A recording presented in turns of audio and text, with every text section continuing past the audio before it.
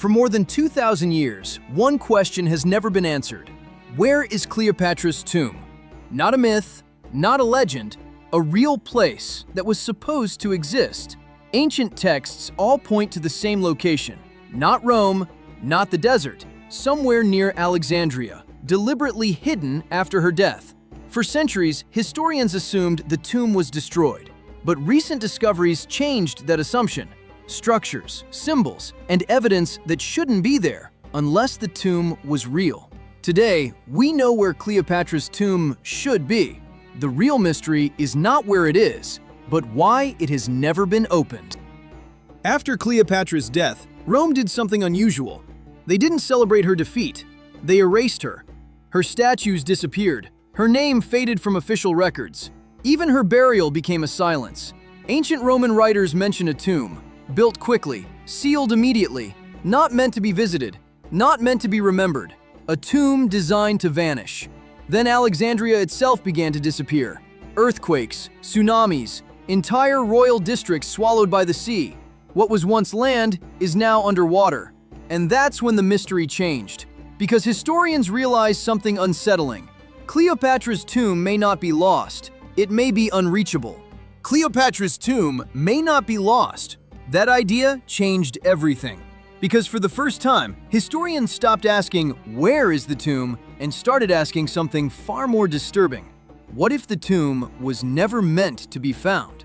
Not hidden by time, not destroyed by accident, but deliberately placed somewhere unreachable.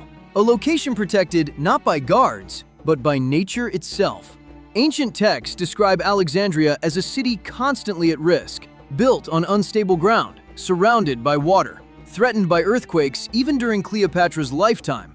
She knew this, Rome knew this, and so did the architects of her burial.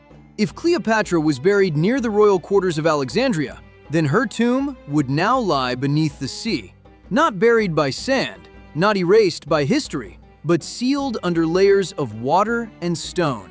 This would explain everything. Why no tomb was looted, why no remains were found, why no Roman triumph ever displayed her body. The tomb wasn't destroyed. It was never reachable. And that leads to the final question. If Cleopatra's tomb is underwater, if we know roughly where it should be, then why hasn't anyone opened it? The answer is not lack of interest. Cleopatra's tomb has been searched for decades by archaeologists, by governments, by some of the world's most respected researchers. The problem was never curiosity. It was access. The area where her tomb is believed to lie is now underwater. Part of ancient Alexandria collapsed into the Mediterranean. Entire royal districts vanished beneath the sea. And underwater archaeology is slow, fragile, and extremely limited. You don't dig freely. You don't break stone. You don't rush. There is also a legal barrier. Much of the submerged royal quarter is protected. Excavation requires international authorization, years of approval, and enormous funding. One mistake could destroy what remains forever. Then there is a scientific problem. Ancient sources describe multiple royal tombs in the same area. No inscriptions, no clear markers. Even if a structure is found, proving it belongs to Cleopatra is extremely difficult.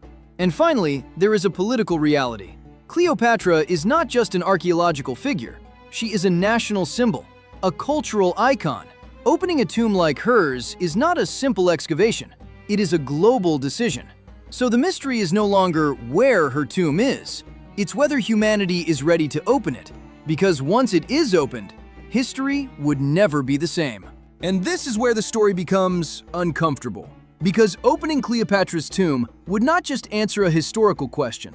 It would force historians to rewrite an entire chapter of ancient history.